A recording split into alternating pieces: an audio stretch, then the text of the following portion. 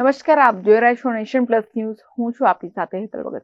રાજ્યના આરોગ્ય મંત્રી ઋષિકેશ પટેલ વડોદરામાં તારીખ 6/1/2025 રોજ એટલે કે આવતીકાલે વડોદરામાં પ્રવાસે આવનાર છે.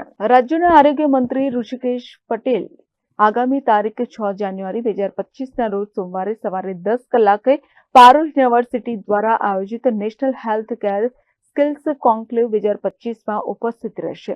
બપોરે 12 કલાકે GMERS મેડિકલ કોલેજ ગોત્રી વડોદરાની મુલાકાત કરશે તો બપોરે 1 કલાકે FDCA લેબ ફતેગંજ વડોદરા ખાતે મુલાકાત કરશે. ત્યારબાદ બપોરે 3 કલાકે SHU હોસ્પિટલ અને મેડિકલ કોલેજ વડોદરા ખાતે મુલાકાત તથા રિવ્યુ બેઠકમાં ઉપસ્થિત રહેશે.